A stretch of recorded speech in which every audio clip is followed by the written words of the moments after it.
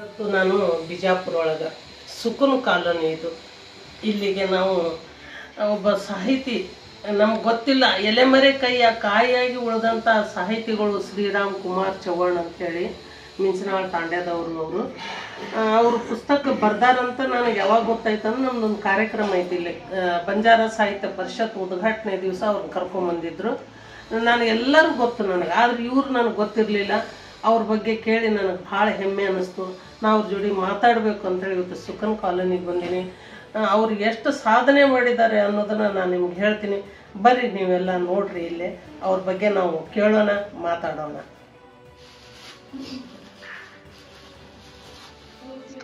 ನಮಸ್ಕಾರ ಸರ್. ತಮ್ಮ ಹೆಸರು? ಶ್ರೀರಾಮ್ ಕುಮಾರ್ ಚೌಹಾಣ್. ನೀವು ಸಾಕಷ್ಟು ಪುಸ್ತಕಗಳನ್ನು ಬರೆದಿದ್ರಿ ಈಗಾಗಲೇ. ಎಷ್ಟಂದ್ರೆ ನೀವು ಪುಸ್ತಕ ಬರೆದಿದ್ದು ಎಷ್ಟು? 132 ಪುಸ್ತಕ ಬರೆದಿದ್ದೀರಾ. ನಮಗೆ ಇತ್ತೀಚೆಗೆ ನೀವು ಗೊತ್ತಾದ್ರಿ, ನಿಮ್ಮ ಬಗ್ಗೆ ನಮ್ಗೆ ಹೆಮ್ಮೆ ಆಯಿತು. ನಮ್ಮ ಬಂಜಾರ ಜನಾಂಗದೊಳಗೆ ಇಷ್ಟು ಪುಸ್ತಕ ಬರೆದವರು ಇನ್ನೂವರೆಗೂ ಯಾರೂ ಇಲ್ಲ. ಸಾಕಷ್ಟು ಜನ ಹೆಸರಾಗ್ಯಾರ. ಇವತ್ತು ಖಂಡೋಬಾ ಅವ್ರು ಇರ್ಬೋದು, ಡಿ ವಿ ನಾಯಕ್ ಅವ್ರು ಇರ್ಬೋದು, ಇನ್ನೂ ಸಾಕಷ್ಟು ಜನ ಇದ್ದಾರೆ. ಆದ್ರೆ ಇಷ್ಟೊಂದು ಪ್ರಮಾಣದೊಳಗೆ ಸಂಖ್ಯೆ ಒಳಗೆ ಪುಸ್ತಕ ಬರೆದವ್ರು ಯಾರಿಲ್ಲ. ನೀವು ಇಷ್ಟೊಂದು ಪುಸ್ತಕ ಬರೆದಿರಲ್ಲ. ನಮ್ಗೆ ಏನಾಗಿದೆ ಅಂತಂದ್ರೆ, ನಿಮ್ಮ ಜೋಳದ ರಾಶಿ ಒಳಗೆ ನಮ್ಗೊಂದು ಮುತ್ತಿನ ಹರಳು ಸಿಕ್ಕಂಗೆ ಆಗ್ಯದ. ಇವತ್ತು ನಿಮ್ಮ ಬಗ್ಗೆ ಕೇಳೋಣಂತ ಬಂದೀವಿ ಸರ್. ನಾನು ಅದಕ್ಕೆ ಹೇಳ್ತೀನಿ, ನಿಮ್ಗೆ ಪ್ರೇರಣೆ ಹೆಂಗಾಯ್ತು ಪುಸ್ತಕ ಬರೀಲಿಕ್ಕೆ? ನನ್ನ ಪ್ರೇರಣೆ ಅಂದರೆ, ನಮ್ಮ ಮನೆಗೆ ಓದಿದವರು ಎಲ್ಲ ಎಜುಕೇಟೆಡ್ ಇಲ್ಲ ಯಾರು. ನಮ್ಮ ತಂದೆನೂ ಇಲ್ಲಿ ಅನ್ಎಜುಕೇಟೆಡು, ನಮ್ಮ ತಾಯಿನೂ ಅನಕ್ಷರಸ್ಥೆ. ನಾನು ಫಸ್ಟ್ ನನಗೆ ಬರವಣಿಗೆ ಆರಂಭ ಮಾಡ್ಕಿದ್ದು ನನಗೆ ಅದು ಗೊತ್ತಿಲ್ಲ. ಆದರೆ ನಾನು 4ನೇ ಕ್ಲಾಸಲ್ಲಿ ಇದ್ದಾಗ ನಮ್ಮ ತಂದೆ ರೈಲ್ವೇಲಿ ಇದ್ದರು. ರೈಲ್ವೆ ಸ್ಟೇಷನ್ ವಿಜಯಪುರದಲ್ಲಿ ಒಂದು ನಾಟಕ ಮಾಡಿದರು, ಸ್ತ್ರೀ ರತ್ನ ನಾಟಕ. ಅದರಲ್ಲಿ ನನಗೊಂದು ಸಣ್ಣ ಹುಡುಗನ ಪಾತ್ರ ಕೊಟ್ಟರು. ಅಲ್ಲಿಂದ ನಾನು ಬಣ್ಣ ಹಚ್ಚಿದೆ, ನಾಟಕ ಮಾಡಿ ಸ್ಟಾರ್ಟ್ ಮಾಡಿದೆ. 4ನೇ ಕ್ಲಾಸಿಂದ ನಾನು ಸ್ತ್ರೀರತ್ನ ನಾಟಕದ ಪಾತ್ರ ಬಣ್ಣ ಹಚ್ಕೊಂಡು ನಾಟಕ ಮಾಡಿದೆ. ಆ ನಂತರ ಹೈಸ್ಕೂಲ್ ನಿಂಬಾಳದಲ್ಲಿ, ಅಲ್ಲಿ ನಾನು 8ನೇ ಕ್ಲಾಸಲ್ಲಿ ಇದ್ದಾಗ ಅಲ್ಲಿ 2 ನಾಟಕ, ಸ್ಕೂಲಲ್ಲಿ ಒಂದು ಪುರೂರವ ನಾಟಕ, ಅಂಬಿ ನಾಟಕ, ಪುರೂರವ ಅಂತೇಳಿ ದೊಡ್ಡ ಹೀರೋ ಪಾತ್ರ ಕೊಟ್ಟು ಸ್ಕೂಲಲ್ಲಿ ನಾಟಕ ಮಾಡಿದ್ವಿ. ಸ್ಕೂಲಲ್ಲಿ ಅನೇಕ ನಾಟಕಗಳನ್ನು ಮಾಡ್ತಿದ್ವಿ, ಏಕಪಾತ್ರಾಭಿನಯ. ಅದು ಆಮೇಲೆ ಒಂದು ಸ್ತ್ರೀರತ್ನ ನಾಟಕ ಅಂತ ಮತ್ತೆ ಅಲ್ಲಿ ರೈಲ್ವೆ ಡಿಪಾರ್ಟ್ಮೆಂಟ್ ನಲ್ಲೇ ಮತ್ತೆ ಬೇರೆಯವರೆಲ್ಲ ಮಾಡಿದ್ರು. ಅಲ್ಲಿ ಒಂದು ಹೆಣ್ಣು ಪಾತ್ರ ಕೊಟ್ಟರು, ಸ್ತ್ರೀ ಪಾತ್ರ ಕೊಟ್ಟರು. ಒಂದು ಸ್ತ್ರೀ ಪಾತ್ರನೂ ಮಾಡಿದ್ದೀನಿ, ಸ್ತ್ರೀ ಪಾತ್ರ ಮಾಡಿದೆ. ಆ ನಂತರ ನಾನು ಕಾಲೇಜಿಗೆ ಬಂದಿದ್ವಿ, PUC ಗೌರ್ಮೆಂಟ್ ಜೂನಿಯರ್ ಕಾಲೇಜು. ಇಲ್ಲಿ ನಾನು PUC ನಾನು ಸೈನ್ಸ್ ಅಡ್ಮಿಷನ್ ಮಾಡ್ಕೊಂಡಿದ್ದೆ. ಸೈನ್ಸ್ ಸ್ಟಡಿ ಮಾಡಬೇಕಾದ್ರೆ ಅಲ್ಲಿನೂ ನನಗೆ ಒಂದು ನಾಟಕ, ಅದು ನಾಟಕದ ಹೆಸರು ನಾನು ಮರ್ತೋಗಿತ್ತು ಇವಾಗ. ನನಗೆ ಹೀರೋ ಪಾತ್ರ ಕೊಡಲಿಲ್ಲ. ಅವರು ತೇಜ್ ನಮ್ಮ ಗುಲ್ಬರ್ಗ MLA ಮಗ, ಅವ್ರ ನನ್ನ ಕ್ಲಾಸ್ಮೇಟ್ ಇದ್ದ, ಟಿ.ಕೆ. ರಾಠೋಡ್ ಅಂತೇಳಿ. ಟಿ.ಕೆ. ರಾಠೋಡ್ ಇಂಜಿನಿಯರಿಂಗ್ ಓದಿ ಇಂಜಿನಿಯರ್ ಎಲ್ಲ ಆಗಿದ್ದಾನೆ. ಅವನು ಹೀರೋ ಪಾರ್ಟ್ ಮಾಡಿದ್ದ. ನನಗೆ ಸುಮ್ಮನೆ ಒಂದು ಸಣ್ಣ ಪಾರ್ಟ್ ಕೊಟ್ಟರು. ಅದು ಇಡ್ಲಿ ಮಾಡೋದು ಅದು ಬರೀ ಸಣ್ಣ ಪಾತ್ರ ಆದ್ರೂ ನಾನು ಫೇಮಸ್ ಆಗಿದೆ. ಅದು 75ನೇ ಇಸ್ವಿ, 74ನೇ 25ನೇ ಇಸ್ವಿ. ಆವಾಗ ಅದು ನಾಟಕ ಫೇಮಸ್ ಆಯ್ತು. ಅಲ್ಲಿಂದ ನಾನು ಸ್ವಂತ ನಾಟಕ 7ನೇ ಕ್ಲಾಸಲ್ಲಿ ಇದ್ದಾಗ ನಾನು ಫಸ್ಟ್ ನಾಟಕ ಬರೆದೆ. ನೀವು ಬರೀಲಿಕ್ಕೆ ಚಾಲು ಮಾಡಿದ್ದು 7ನೇ ಕ್ಲಾಸ್. ಫಸ್ಟ್ ಅದು ಯಾವ್ದು ಹೇಳ್ತೀನಿ, ಅದು ರತ್ನ ಮಂಜರಿ ಅಂತ ಬರೆದೆ. ಅದು ನಾಟಕ ಫಸ್ಟ್ ನಾನು ನಾಟಕದಿಂದ ಸ್ಟಾರ್ಟ್ ಮಾಡಿದ್ದೀನಿ. ನಾನು ರತ್ನ ಮಂಜರಿ ಅಂತ ಬರೆದೆ. ನಾನು ನಾಟಕ ಆಗಲಿ ಏನೇ ಆಗಲಿ ನಾನು ಬರೀಬೇಕು ಅಂತ ನನಗೆ ಯಾಕೆ ಅನ್ನಿಸ್ತು ಅಂದರೆ, ನಾನು ಹೊರಗಡೆ ಎಲ್ಲೂ ಹೋಗ್ತಿರ್ಲಿಲ್ಲ. ನಾನು ಈಗಲೂ ಹೊರಗಡೆ ಹೋಗೋದಿಲ್ಲ. ನನಗೆ ಫ್ರೆಂಡ್ಸ್ ಇಲ್ಲ, ಆಟ ಆಡೋದು ಅದು ಚಟ ಇಲ್ಲ. ಮನೆಗೆ ಕೂತ್ಕೊಂತಿದ್ದೆ. ಮನೆಗೆ ಕೂತ್ಕೊಂಡು ಏನು ಮಾಡಬೇಕು, ಟೈಮ್ ಪಾಸ್ ಮಾಡೋಕ್ಕೆ ಅಂತ ನನಗೆ ಟೈಮ್ ಹೋಗಿ ಏನು ಮಾಡಿ ಕಳಿಬೇಕು ಅಂತೇಳಿ ಬರೀಬೇಕು ಅನ್ನಿಸ್ತು. ಫಸ್ಟ್ ನಾಟಕ ಬರೆದೆ. ನಾಟಕ ನಾನು ಅದು ಈಗಿಲ್ಲ ಪ್ರತಿ ಅದು. ನಾನು ಆಮೇಲೆ ನಾನು ದೊಡ್ಡವನಾದ್ಮೇಲೆ ನಾನು BSc ಓದಬೇಕಾದ್ರೆ ಓದಿದ್ದೀನಿ. ಆ ನಾಟಕ ನಮಗೂ ಬರ್ತಿತ್ತು. ಆ ಥರ ಏನೇನೋ ಸುಮ್ಮನೆ ಬರ್ತಿದ್ದೆ. ಆ ಥರ ನಾಟಕ, ಅದು ಒಂಥರ ನಾಟಕ ಆಯಿತು. ಮೊದಲಿಂದ ನೀವು ನಾಟಕದ ಮೇಲೆ ಬಹಳ ಆಸಕ್ತಿ ಅಲ್ವಾ? ಮಾಡ್ಬೇಕಂತ ಆಸಕ್ತಿ, ಆಮೇಲೆ ಇದ್ರೆ ಬರೀಲಿಕ್ಕಂತಂದ್ರೆ ಅದೇ ಸ್ಫೂರ್ತಿ ಆಯ್ತು ನಿಮ್ಗ ಅಲ್ವಾ? ನಾಟಕನೇ ಬರೀಕ್ ಮಾಡಿದೆ. ಆಮೇಲೆ ಅದು ಪ್ರಿಂಟ್ ಆಗ್ತಿಲ್ಲ, ಪಬ್ಲಿಷ್ ಆಗ್ತಿರ್ಲಿಲ್ಲ.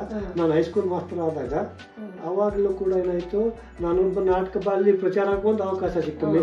ಅಲ್ಲಿ ನಾನು ನಾಟಕ ಬರೆದಿದ್ದು, ಅಲ್ಲಿ ಸ್ಟೂಡೆಂಟ್ಸ್ 1 ವರ್ಷಕ್ಕೆ 3 ನಾಟಕ ಬರೆದು 8ನೇ ಕ್ಲಾಸಿಗೆ 1, 9ನೇ ಕ್ಲಾಸಿಗೆ 1, 10ನೇ ಕ್ಲಾಸಿಗೆ 3 ಕ್ಲಾಸಿಗೂ ಒಂದೊಂದು ನಾಟಕ. ಆಮೇಲೆ ಹುಡುಗರಿಗೊಂದು ಹುಡುಗಿಯರಿಗೊಂದು, ಹಿಂಗೆ ನಾಟಕ ನಾನು ಎಷ್ಟು ಬರೀತೀನೋ ಅಷ್ಟು ನಾಟಕ ಅಲ್ಲಿ ಪ್ರಚಾರ ಆಗ್ತಿದ್ದು.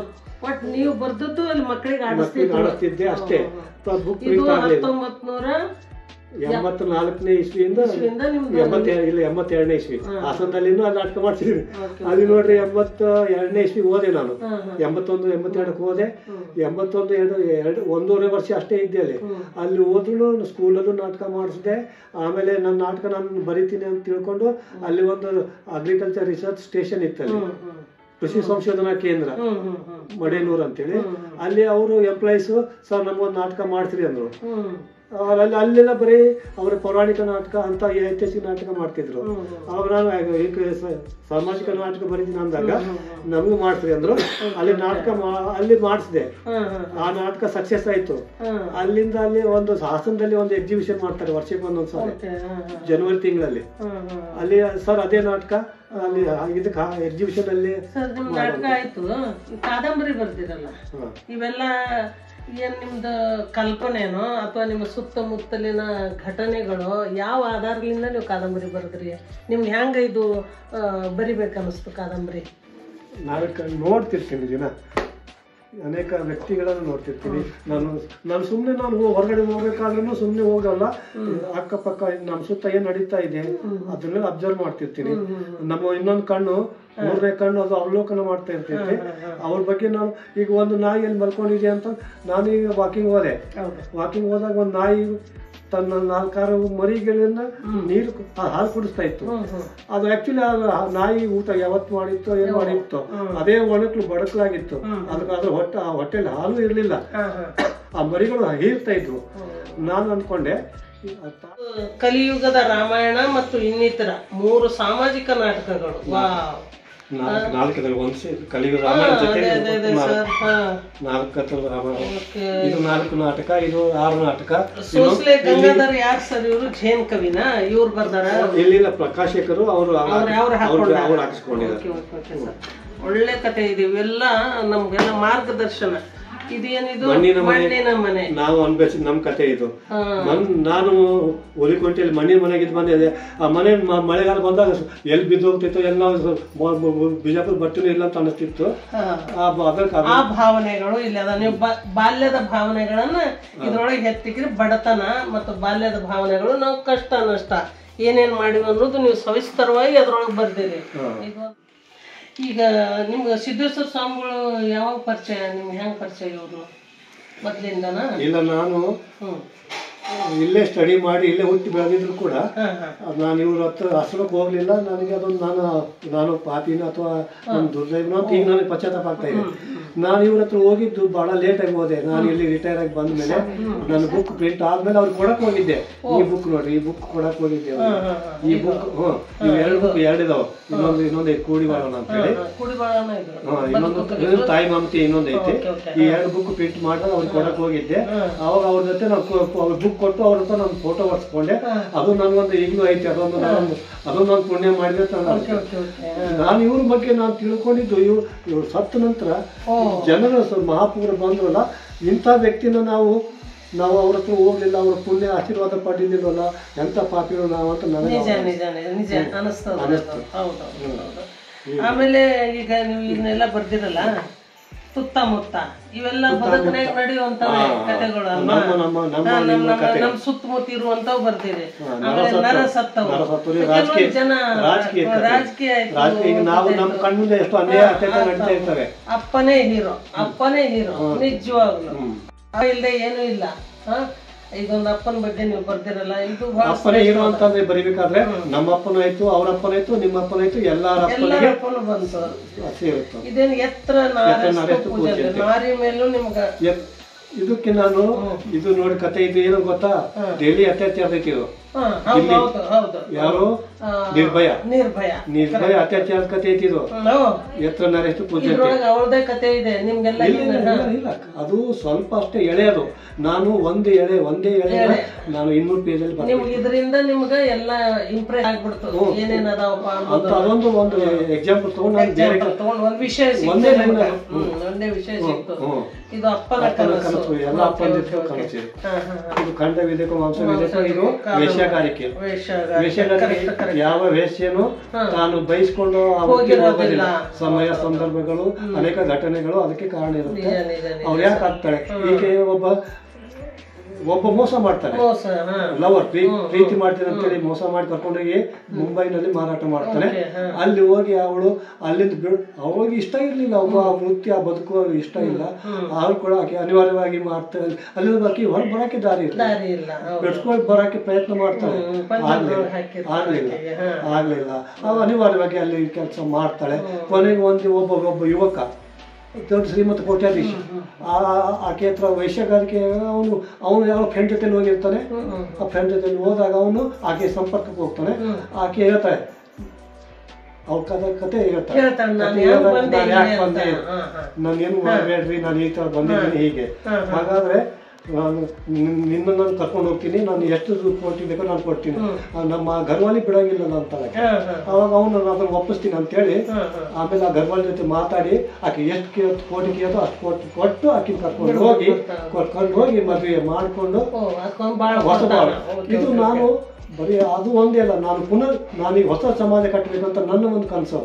ಯಾಕೆಂದ್ರೆ ಯಾವ ಹೆಣ್ಣು ಅಬಲಿ ಆಗ್ಬಾರ್ದು, ಆಕೆ ಅಸಕ್ತಳಾಗಬಾರ್ದು, ಆಕೆ ಒಂದು ದಿಕ್ಕು ಕಾಣಿಸ್ಬೇಕು ಅಂತ ನಾನು. ಹಾಗಾಗಿ ಈ ಸಾಧಕ ರತ್ನರು ಇದು ನಿಜವಾಗ್ಲೂ ಇದೊಂದು ರತ್ನ ಪುಸ್ತಕ ಅಂತಂದ್ರೆ ಇದ್ರೊಳಗೆ ನೀವು ಯಾರನ್ನೂ ಬಿಟ್ಟಿಲ್ಲ. ನಾನು ಸಾಧಕ ರತ್ನ ಅಂತ ಬರೀಬೇಕಂದ್ರೆ ಮೊದಲನೇ ಕಾರಣ ನನಗೆ ನಾನು ಸೇವಾಲಾಲ್ ಬಗ್ಗೆ ಬರಿಬೇಕಾಗಿತ್ತು, ಆಮೇಲೆ ನನಗೆ ಗುರುದೇವ್ ರಾನಡೆ ಅವ್ರ ಬಗ್ಗೆ ಬರಿಬೇಕಾಗಿತ್ತು. ಅವೆರಡೇ ಬರಿಬೇಕಾಗಿತ್ತು. ಇವರೆಲ್ಲರೂ ಬಂದ್ರು. ಗುರುದೇವ್ ರಾನಡೆ ಅಂತಂದ್ರೆ ನಿಂಬಾಳದಲ್ಲಿ ಒಂದು ಆಶ್ರಮ ಇದೆ, ನಾನು ಅಲ್ಲೇ ಸ್ಕೂಲಲ್ಲಿ ಓದಿದ್ದು. ಅವ್ರ ಬಗ್ಗೆ ನಾನು ಬರಿಬೇಕಾಗಿತ್ತು. ದೊಡ್ಡ ಆಧ್ಯಾತ್ಮಿಕ ವ್ಯಕ್ತಿ ಇವರು, ಫೇಮಸ್ ವ್ಯಕ್ತಿ ಇವರು, ಜಗತ್ತಿನಲ್ಲೇ ಫೇಮಸ್ ಇವರು ಗುರುದೇವ್ ರಾನಡೆ ಅಂತ ಹೇಳಿ. ಅವ್ರ ಬಗ್ಗೆ ನಾನು ಬರ್ತೀನಿ. ಇವ್ರ ಬಗ್ಗೆ ಪುಸ್ತಕ ಎಲ್ಲ ಇದ್ರಲ್ಲಿ ಇದೆ, ಆಲ್ರೆಡಿ ಬರ್ದಿದ್ದಾರೆ, ಬೇರೆಯವ್ರು ಬರ್ದಿದ್ದಾರೆ. ಇವೆರಡು ಎಷ್ಟು ದಪ್ಪ ಪುಸ್ತಕ ಬರೀತಿರ್ಲಿಲ್ಲ, ನಿಮ್ಗೆ ಟೈಮ್ ಹೆಂಗ್ ಸಿಗುತ್ತ ಅಂತ. ಹೆಂಗ ಇದು ಒಂದು ಎಷ್ಟು ದಪ್ಪ ಇದೆ, ಇದೇನಿದು ಅಯೋಧ್ಯ ರಾಮ ಸಣ್ಣ ಪುಸ್ತಕ ಅಲ್ಲಿ. ಇದು 4 ತಿಂಗಳು ಬರ್ದಿದ್ದೀನಿ ನಾನು. ಬರ್ದಿರ್ಬೇಕು 4 ತಿಂಗಳು. ಬಹಳ ಅವಸರ ಆಯ್ತು ಇದು. ಇದನ್ನು ನಾನು ಬರಿಬೇಕಾದ್ರೆ ನಾನು ಬೇರೆ ಯಾವ್ದು ಮುಟ್ಟಿಲ್ಲ. ಇದು ಯಾಕೆಂದ್ರೆ ಇದು ಒಂದು ದೊಡ್ಡ ಗ್ರಂಥ. ಇದು ಇದು 900 ಪೇಜ್ ಆಗಿತ್ತು. ನನ್ನ ಕೈಬಲ್ಲಿ ಬರ್ದದ್ದು ಇದು 900 ಪೇಜು, 4 ತಿಂಗಳು. ಇದನ್ನು ಒಂದೇ ನಾನು ಬರ್ದೆ. ಯಾಕೆಂತಂದ್ರೆ ಇದು ಒಂದು ಬೇರೆ ಪುಸ್ತಕ ಬರೀಬೇಕಾದ್ರೆ 1-2 ಬರೀತಿತ್ತು ಬೇರೆ ಸೈಡ್ ಅಲ್ಲಿ. ಆದ್ರೆ ಇದನ್ನು ಮಾತ್ರ ಒಂದೇ ಬರ್ದೆ. ಯಾಕೆಂದ್ರೆ ಇದನ್ನು ಬದಲಾವಣೆ ಆಗಬಾರ್ದು, ತಪ್ಪಾಗಬಾರ್ದು ಅಂತೇಳಿ 4 ತಿಂಗಳು ಬರ್ದೆ. ನಿಜ ಸರ್, ನಿಜ. ಇವೆಲ್ಲ ಬಹಳ ನೀವು ಅದ್ಭುತ ಸಾಧನೆಗಳನ್ನು ಮಾಡಿದ್ರೆ. ಸಂಸಾರ ನೌಕಿ, ಸಂಸಾರ ಒಳಗ ಏರುಪೇರು ಆಗೋದು ಸಹಜ. ಅದ್ರ ಬಗ್ಗೆ ಬರ್ದಿದೆ. ಮತ್ತೆ ಅಪ್ಪನ ಹೀರೋ ಹೆಣ್ಣು ಸಂಸಾರ ಸಾಕೋದಕ್ಕೆ ಬಡತನ ಇರ್ತೈತೆ. ಆಕೆ ತನ್ನ ಸಂಸಾರ ಮನೆಯಲ್ಲಿ ಬಡತನ, ತಂದೆ ತಾಯಿ ಬಹಳ ಕಷ್ಟದಲ್ಲಿ ಇರ್ತಾರೆ. ಆಕೆ ಕೆಲಸ ನೌಕರಿ ಹೋಗ್ತಾಳೆ. ನೌಕರಿ ಹೋದಾಗೆಲ್ಲ ಎಲ್ಲಾ ಕಡೆ ಗಂಡುಗಳೆಲ್ಲ ಬಹಳ ಎಲ್ಲಾ ರೀತಿಯ ಎಲ್ಲಾ ಹಿಂಸೆ. ಇದು ಬಹಳ ಚೆನ್ನಾಗಿದೆ.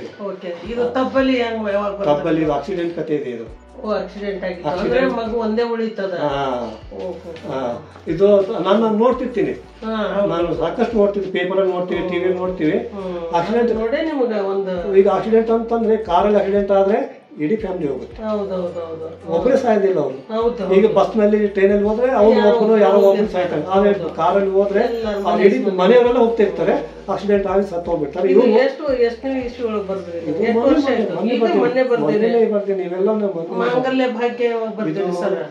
ಏನು ಅಂದ್ರೆ ಇದನ್ನು ಮೊನ್ನೆ ಬರ್ದಿದ್ದೀನಿ. ಇದು ವಿಧವಾ ಸಮಸ್ಯೆ ಐತಿ. ಇದು ವಿಧವೆಯರಿಗೆ ಬಾಳ ಕೊಡ್ಬೇಕು ಅಂತ. ಇದೇನಾಗುತ್ತೆ, ಈಕೆ ಇದು ಹೀರೋ ಮಗ ಏನ್ರಿ ಇವರು, ಇವ್ರೇನೋ ಯಾರು ಮೊಮ್ಮಗಳು. ಇದು ಸಾಧಕರಾಯ್ತು, ಇದು ಏನಿದು ಜಗದ ಯೋಗಿ ಯಾರ ಬಗ್ಗೆ ಸರ್ ಇದು? ಇದು ಇದರಲ್ಲಿ ಸಿದ್ದೇಶ್ವರ ಸ್ವಾಮೀಜಿ ಇದಿದೆ, ಶಿವಕುಮಾರ್ ಸ್ವಾಮೀಜಿ ಇದಿದೆ, ಶಿಶುನಾಥ ಶರೀಫ್ ಅವ್ರದ್ದಿದೆ, ಉಡುಪಿ ಪೇಜಾವರ್ಸ್ ಇದಿದೆ, ಆಮೇಲೆ ರಾಮ ಮಂದಿರದಿದೆ, ಎಲ್ಲ ಇದೆ ಅದರಲ್ಲಿ. ನಿಜವಾಗ್ಲೂ ಸರ್ ಮೊದಲು ನಿಮ್ಮ ಕಾದಂಬರಿಗಳನ್ನು ನೋಡೋಣ. ಇದು ನಾಟಕ, 6 ನಾಟಕ ಒಂದೇ ಪುಸ್ತಕದೊಳಗ 6 ನಾಟಕ ಬರೆದಿದ್ದಾರೆ. ಇದು ಸಣ್ಣ ಕೆಲಸ ಅಲ್ಲ ನೋಡಿ, ಇದನ್ನ ಸ್ವಲ್ಪ ಗಮನಿಸಿ ಅಂತ ನಾನು ಇಲ್ಲಿ ಕೇಳ್ತಾ ಇದ್ದೀನಿ ಓದೋದ್ರಿಗೆ. 24 ನಾಟಕ ಬರ್ದಿದ್ದೀನಿ ನಾನು. ಪ್ರೀತ್ಸೇನು ಬರ್ದಾರ ಇವ್ರು. ಇಷ್ಟೆಲ್ಲ ಬರ್ದಾರಲ್ಲ, ಅವರಲ್ಲಿ ಎಂತ ಮನೋಭಾವನೆ ಇದೆ, ಎಲ್ಲಾನು ಇದೆ, ಸಕಲ ಗುಣಗಳು. ಕತೆ ಹೇಳ್ತೀನಿ ನೋಡಿ, ಒಂದೇ ಲೈನ್ ಅಲ್ಲಿ ಹೇಳ್ರಿ, ಅದನ್ನ ಎಲ್ಲಾನು ಪರಿಚಯ ಮಾಡ್ಬೇಕು. ಹೇಳ್ತೀನಿ. ಪ್ರೀತಿ ಅಂತೇಳಿ ಕೆಲವು ಹುಡುಗರು ಬೆನ್ನತ್ತ ಹುಡುಗಿಯರು, ಕೆಲವು ಲವ್ ಆಗ ಅವ್ರು ಇಷ್ಟ ಇರಲ್ಲ ಹುಡುಗಿಯರಿಗೆ, ಇವ್ರು ಹೋಗಿ ಲವ್ ಮೊನ್ನೆ ಹುಬ್ಳಿಯಲ್ಲಿ ಆಯ್ತು. ಇದು ಅದೇ ಕತೆ. ಇದು ಸುಮ್ಮನೆ ಒಂದ್ ಎಳೆ, ಪೂರ ಕತೆ ಇಲ್ಲ. ಇದು ಮೊನ್ನೆ ಆಗಿದ್ದನ್ನ ಬರ್ದ್ಬಿಟ್ರೆ ಇಲ್ಲಿ ಕೇಳ್ರಿ.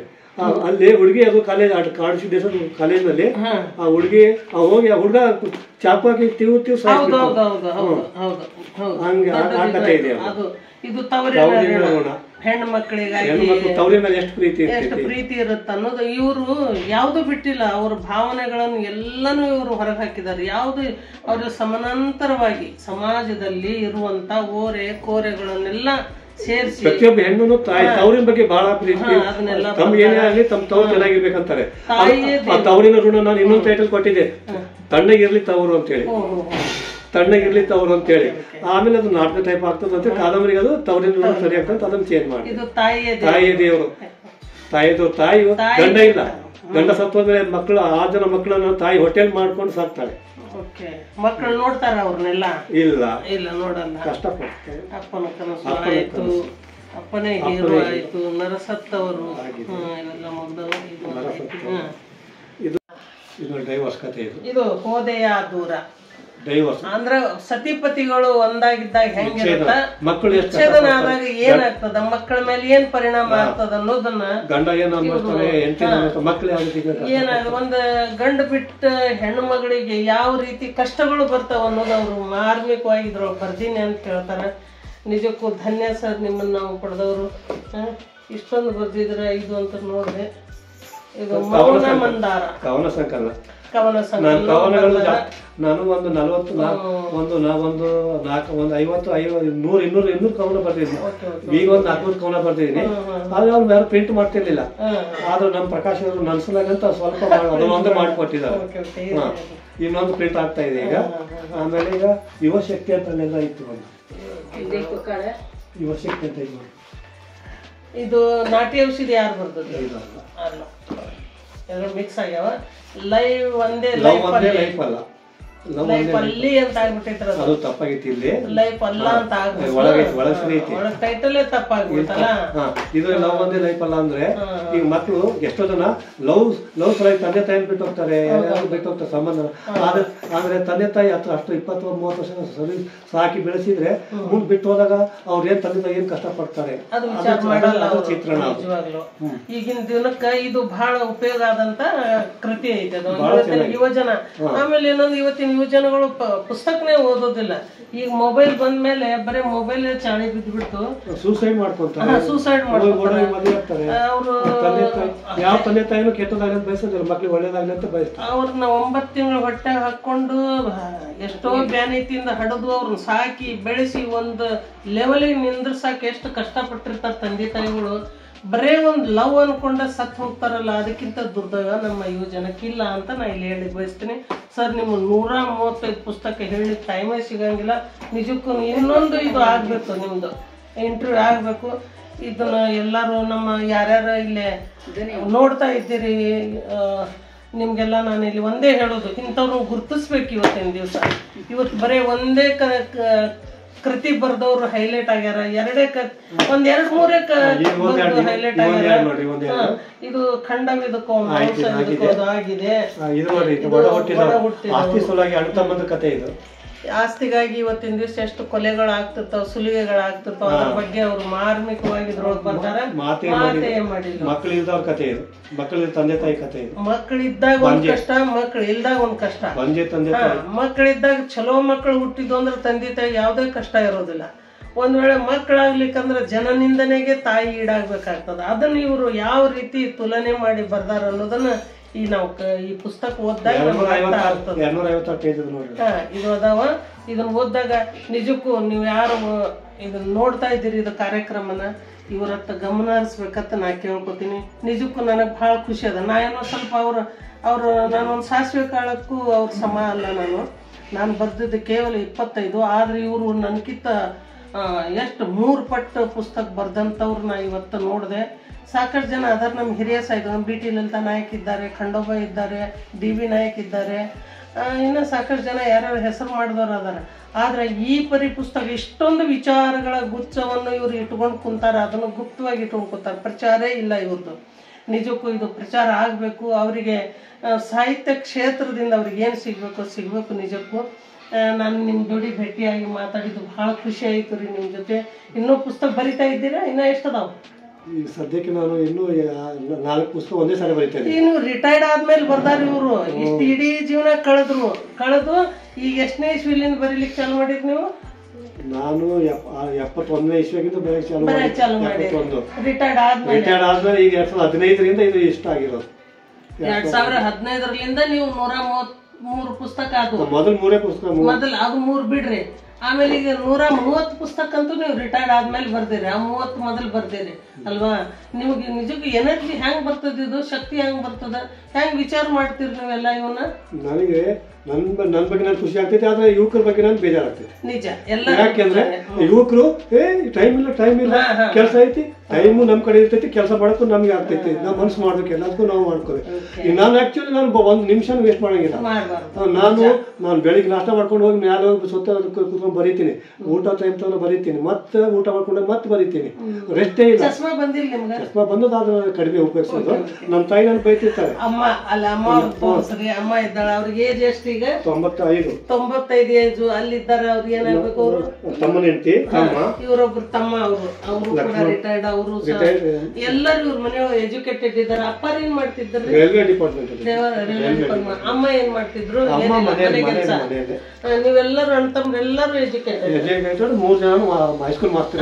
ತಂಗಿಗಳು ಎಷ್ಟು? ತಂಗಿ ಜನ, ನನ್ನ ಅಕ್ಕ ಇದ್ದಾರೆ, ನನ್ನ ತಂಗಿ ಇದ್ದಾರೆ. ಅವರೆಲ್ಲ ಏನ್ ಮಾಡ್ತಾರೆ? ಅವ್ರ ಮನೇಲಿ ಇದ್ದಾರೆ. ನಿಮ್ ತಾಂಡ ಯಾವ್ದು? ಮಿಂಚನಾಳ್. ನಿಮ್ದು ಹೊಲ ಇಲ್ಲ? ಎಲ್ಲ ಹೊಲ ಎಲ್ಲ ಮಿಂಚನಾಳದಲ್ಲಿ ಇದೆ. ಮನೇನು ಒಂದಿತ್ತು, ನಾವು ಕಾಕ ಬಿಟ್ಟಿದ್ದಾರೆ. ನಾವು ಬಿಜಾಪುರ ಬಂದು 80 ವರ್ಷ, ನಾವು ಇಲ್ಲೇ ಹುಟ್ಟಿ ಬಂದಿದ್ದು 80 ವರ್ಷ ಇಲ್ಲೇ ಇದೆ. ಸರ್, ನೀವು ಮೊದ್ಲಿಂದ ಚಲೋ ಮನ್ತಂದವ್ರ? ನಿಮ್ಗೆಲ್ಲ ನಮ್ ತಂದೆ ಬರ್ತನ ಎಷ್ಟು ಕಷ್ಟಪಟ್ಟ ನಮಗ್ ಗೊತ್ತವ. ಓಕೆ. ಅದನ್ನೆಲ್ಲ ನೀವು ನೋಡಿರಿ. ನೋಡದಲ್ಲೇ ನಿಮ್ಗೆಲ್ಲ ಭಾವನೆಗಳು ಬರ್ತಾವ. ಇವತ್ತಿನ ದಿವಸ ನಿಮ್ ಮುಖದ ಮೇಲೆ ಕಾಣುತ್ತೆ. ನಿಜ. ನಮ್ ತಂದೆ ನಿಜ. ಅದನ್ನ ನೆನೆಸ್ಕೋಬೇಕು ನಾವು ಇವತ್ತು. ಅವರಿಂದ ನಾವು ಅಲ್ವಾ, ಅವರೇ ನಮ್ಗೆ ಜನ್ಮ ಕೊಡೋದಿದ್ರೆ ನಾವೆಲ್ಲಿ ಇರ್ತಿದ್ವಿ ಅಲ್ವಾ? ಇವತ್ತಿನ ದಿನ ನಾವು ನೆನಪು ಮಾಡ್ಕೋಬೇಕು. ಸರ್ ಮಾರ್ಗದರ್ಶಕರು. ತಂದೆ ತಾಯಿನ ನಾವು ಎಷ್ಟು ಗೌರವ ಪಡ್ತೀವೋ ಅಷ್ಟು ನಾಳೆ ನಮಗೂ ಗೌರವ ಸಿಗುತ್ತೆ. ಆ ನಂತರ ನಮ್ಮ ಗುರುವಿನ ಬಗ್ಗೆ ಎಷ್ಟು ನಮಗೆ ಹೆಮ್ಮೆ ಇರುತ್ತೆ, ಗುರುವಿನ ಬಗ್ಗೆ ಎಷ್ಟು ಗೌರವ ಇರುತ್ತೆ, ಅದೇ ಗೌರವ ನಮಗೆ ಸಿಗುತ್ತೆ. ಇವತ್ತು ನಾನು ಉನ್ನತಿಗೆ ಏರಿನಿ ಅಂತ ಹೇಳಿ ನಾವು ಸೊಕ್ಕು ಮಾಡಬಾರ್ದು. ನಮ್ದು ತಳ ಮೊದಲು ಹಿಡಿಬೇಕು. ನಾವು ತಳ ಗಟ್ಟಿ ಇದ್ರೆ ಮೇಲೆ ಬೇರೆ ಗಟ್ಟಿ ಇದ್ರೆ. ನಿಜವಾದ ದೇವರು ಅಂತಂದ್ರೆ ಸೂರ್ಯ. ನಿಜ. ನಮ್ಗೆ ಎಲ್ಲಾನು ಕೊಡ್ತಾನೆ, ನಮ್ ಕೇಳಾರ್ದೆ ಎಲ್ಲ ಕೊಡ್ತಾನೆ. ಎಲ್ಲಾರು ಕೇಳಾರ್ದೆ ಕೊಡೋದು ತಂದೆ ತಾಯಿ.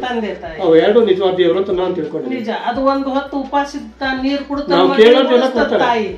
ಆಮೇಲೆ ಅಪ್ಪ ತನ್ಗೆ ಎಷ್ಟು ಕಷ್ಟ ಇದ್ರು ಸಾಲ ಸೋಲ ಮಾಡ್ಯಾರ ಮಕ್ಕಳದ ಆಸೆ ಎಲ್ಲ ಈಡೇರಿಸುವಂತ ಅಪ್ಪ. ನಾವ್ ಏನ್ ಕೇಳಾರ್ದೆ ಅವ್ರು ಕೊಡ್ತಾರೆ. ಆಮೇಲೆ ನಮ್ ಕಷ್ಟಕ್ಕೆ ಆಗುವಂತವ್ರು ಸೋದರತ್ವ, ಸೋದರಿಗಳು ಅಲ್ವಾ? ಎಲ್ಲರೊಳಗೆ ನೀವು ಶ್ರೀಮಂತರದಿರಿ. ಏನಿಲ್ಲ, ಕಷ್ಟ ಅಂದ್ರೆ ನಮ್ಗ ಏನಂತಂದ್ರೆ ಒಂದ್ ಕಗ್ಗಲ್ಲಿಗೆ ಉಳಿಪೆಟ್ಟು ಬಿದ್ದಾಗಲೇನೆ ಅದು ಮೂರ್ತಿ ಆಗೋದು.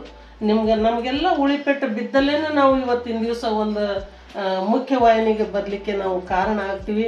ನಿಜಕ್ಕೂ ಮುಂದಿನ ದಿನಮಾನಗಳಲ್ಲಿ ಅವ್ರು ಇನ್ನೂ ಪುಸ್ತಕ ಬರೀಲಿ, ಇನ್ನೂ ನಮ್ಮ ಮಾರ್ಗದರ್ಶಕರಾಗ್ಲಿ ಅಂತ ನಾನು ಕೇಳ್ಕೊತೀನಿ. ಇನ್ನೊಂದೇ ಒಂದು ಹೇಳ್ತೀನಿ ನಾನು. ಈಗ ಎಲ್ಲರೂ ರೋಡ್ ಮೇಲೆ ತಿರ್ತಿರ್ತಾರೆ, ಎಲ್ಲ ನೋಡ್ತಿರ್ತಾರೆ, ಆದ್ರೆ ಎಲ್ಲರಲ್ಲೂ ಹೃದಯ ಒಂದೇ ಇರೋದಿಲ್ಲ. ಈಗ ದೊಡ್ಡ ಕೋಟ್ಯಾಧೀಶರು ಇರ್ತಾರೆ, ಅವ್ರಿಗೆ ಇನ್ನೊಬ್ರು ಸಹಾಯ ಮಾಡ್ಬೇಕಂತ ಇರೋದಿಲ್ಲ. ಎಲ್ಲ ನೋಡ್ತಿರ್ತಾರೆ ಕಥೆಗಳನ್ನ, ಅವ್ರಿಗೆ ಬರೀಬೇಕಂತ ಅನ್ಸೋದಿಲ್ಲ. ನನಗೆ ಅದು ತುಡಿತಾ ಇರ್ತೀನಿ, ಕುದಿತಾ ಇರ್ತೀನಿ. ಇವ್ರು ಹೇಳೋದು ನೋಡಿದ್ರೆ ಇವತ್ತಿನ ದಿವಸ ವೃದ್ಧಾಶ್ರಮ ಅಂತ ಹೇಳಿ ಕೊನೆಗಾಲ ಅಂತ ಒಂದ್ ಕತೆ ಇದೆ. ವೃದ್ಧಾಶ್ರಮ ಯಾಕೆ ಆಗ್ಲಿಗತ್ತೆ ಅವು ನಾವು ಅರ್ಥ ಮಾಡ್ಕೋಬೇಕು. ಮಕ್ಕಳು ಸರಿಯಾಗಿದ್ರೆ ವೃದ್ಧಾಶ್ರಮ ಇರೋದೇ ಇಲ್ಲ. ಇನ್ನು ಅನಾಥಾಶ್ರಮ, ತಂದೆ ತಾಯಿ ಇಲ್ಲದ್ದು ಅನಾಥಾಶ್ರಮ ಇದ್ರೆ ಓಕೆ. ವೃದ್ಧಾಶ್ರಮ ಯಾಕಾತು? ಅವ್ರಿಗೆ ಮಕ್ಕಳಿಲ್ಲ ಅಂದ್ರೆ ಅವ್ರಿಗೆ ಓಕೆ. ಮಕ್ಕಳಿದ್ದು ಅವ್ರಿಗೆ ವೃದ್ಧಾಶ್ರಮ ಹಾಕ್ಯಾರ. ನಿನ್ನೆ ನಾನು ನೋಡಿದೆ ಒಂದು ನ್ಯೂಸ್, ಮಗ ನೋಡ್ಲಾರ್ದಾಗ ತಂದೆ ತಾಯಿನ ವೃದ್ಧಾಶ್ರಮ ಹಾಕಿದಾಗ ತಂದೆ ತಾಯಿಗಳು ನಮ್ಗೆ ಯಾಕೆ ಬೇಕು ಈ ಜೀವನ ಅಂತ ಅವರು ಸೂಸೈಡ್ ಮಾಡ್ಕೊಂಡು ಸತ್ರು. ವೃದ್ಧಾಶ್ರಮದ ಬಗ್ಗೆ ನೋಡ್ರಿ ಒಂದ್ ಹೇಳ್ತೀನಿ ನಾನು, ಈ ಎಜುಕೇಟೆಡ್ ಜಾಸ್ತಿ ವೃದ್ಧಾಶ್ರಮಕ್ಕೆ ಹಾಕಿದ್ದಾರೆ. ಅನ್ಎಜುಕೇಟೆಡ್ ಕೂಲಿ ಮಾಡೋರು ರೈತರು ಯಾರು ವೃದ್ಧಾಶ್ರಮ ಹಾಕಿಲ್ಲ. ಅವ್ರ ಅಪ್ಪ ಅಮ್ಮ ಸಾಕ್ತಾ ಇದ್ದಾರೆ. ಇಲ್ಲ ಸರ್, ಈಗ ಫಾರಿನಿಗೆ ಕಳಿಸ್ತೀವಿ ನಾವು ಮಕ್ಕಳನ್ನ ಬೆಳೆಸಿ ದೊಡ್ಡವರಾಗ್ಲಿ ಚಲೋ ಆಗ್ಲಿ ಅಂತ, ಆಮೇಲೆ ಅವ್ರು ಸತ್ತಾಗ ಮಣ್ಣಿಗೆ ಬರ ರೈತ ಬರ್ತೀವಿ ನೋಡ್ರಿ, ಅದೇ ಕರಳ ಬಳ್ಳಿ ಮಣ್ಣು ಕೊಡ್ಲಿಕ್ಕೆ ನೀವು ಮಾಡ್ಬಿಟ್ರಿ ನಾವು ದುಡ್ಡು ಹಾಕ್ತಿವಿ ಅನ್ನೋ ಪರಿಸ್ಥಿತಿ. ಕರಳ ಬಳ್ಳಿಯಾಗೆ ಇವತ್ತು ಒಂದು ಪಕ್ಷಿ ಸತ್ತಂದ್ರೆ ಎಷ್ಟೋ ಪಕ್ಷಿಗಳು ಬಂದು ಕೊಡ್ತಾವ, ಒಂದು ಕಾಗಿ ಸತ್ತಂದ್ರೆ ಎಷ್ಟೋ ಕಾಗಿಗಳು ಕೊಡ್ತಾವ. ಇಂಥದ್ದು ಮನುಷ್ಯರಲ್ಲಿ ಮನುಷ್ಯತ್ವನೇ ಸತ್ತು ಹೋಗಿದೆ. ಈ ಕೊರೋನಾ ಬಂದ ಮೇಲಂತೂ ಯಾರು ಸತ್ತಾರನ್ನ ಮಣ್ಣಿಗೆ ಹೋಗಂಗಿಲ್ಲ ಜಲ್ದಿ, ಅಂತ ಪರಿಸ್ಥಿತಿ ಬಂದ. ಒಬ್ರು ಯಾರೋ ಸತ್ತಾರಂದ್ರೆ ಎಲ್ಲರೂ ಗಾಡಿ ಮಾಡಿ ಹೋಗ್ತಿದ್ವಿ ನಾವು ಮುಂಚೆ, ಈಗಿಲ್ಲ. ಇಲ್ಲ ಆಮೇಲೆ ಹೋಗಿ ಮಾತಾಡ್ಸೋಕೆ ಹೋಗುನ್ ಹಿಂಗತ್ತು ಬಿಡ್ಲಿಕತ್ತಾರ. ಇಲ್ಲ ಮಾನವೀಯತೆ ಕಳೆದು ಹೋಗ್ಲಿಕತ್ತದ. ಆ ಮಾನವೀಯತೆಯನ್ನೆಲ್ಲ ಒಗ್ಗೂಡಿಸಿ ಇವತ್ತು ಸರ್, ನಮ್ಮ ಸರ್ ಹೆಸರೇನು ಶ್ರೀರಾಮ್ ಕುಮಾರ್ ಸರ್ ಏನಿದ್ದಾರಲ್ಲ, ಎಲ್ಲ ಒಗ್ಗೂಡಿಸಿ 133 ಪುಸ್ತಕಗಳಲ್ಲಿ ಅವರು ಹಾಕಿದ್ದಾರೆ. ಇದನ್ನೆಲ್ಲರೂ ಕೊಳ್ಳೋಣ. ಅವ್ರ ಅಡ್ರೆಸ್ ಹೇಳ್ರಿ ಸರ್ ನಿಮ್ಮದು. ಯಾರಾದರೂ ನಿಮ್ಗೆ ಕೃತಿಗಳು ಬೇಕಾದ್ರೆ ಅಗದಿ ಮಹತ್ವಪೂರ್ಣವಾದಂಥ ಕೃತಿಗಳು, ನಮ್ಮ ಸಿದ್ದೇಶ್ವರ ಸ್ವಾಮಿಗಳನ್ನ ಹಿಡಿದು ಎಲ್ಲ ಸಾಧಕರು, ನಮ್ಮ ಶರಣರು ಇರುವಂಥ ಪುಸ್ತಕಗಳನ್ನು ಬರ್ದಾರೆ. ಇಂಥವು ಸಾಕಷ್ಟು ಬರ್ದಾರೆ. ಯಾರಿಗೆ ಬೇಕೋ ಬಂದು ನೀವು ಇವ್ರನ್ನ ಕಾಂಟ್ಯಾಕ್ಟ್ ಮಾಡಿರಿ, ಇವ್ರನ್ನ ಹೊರಗೆ ತೊಗೊಂಬರ್ರಿ. ಯಾವುದೇ ಕಾರ್ಯಕ್ರಮ ಸಮಾರಂಭಕ್ಕೆ ಇವ್ರನ್ನ ಹೊರಗೆ ತರಬೇಕು. ಇವತ್ತಿನ ದಿವಸ ನಮ್ಗೆ ಗೊತ್ತಿಲ್ಲ ಬಿಜಾಪುರದೊಳಗೆ ಇಂಥ ಒಂದು ದೊಡ್ಡ ಸಾಹಿತಿ ಇದ್ದಾರೆ ಅಂತೇಳಿ. ನನಗೆ ಇತ್ತೀಚೆಗೆ ಗೊತ್ತಾಗಿ ನಾನು ಬಂದೀನಿ. ನಿಜಕ್ಕೂ ನಾನು ಧನ್ಯ ಅಂತ ಹೇಳ್ತೀನಿ. ಎಲ್ಲರಿಗೂ ನಮಸ್ಕಾರ.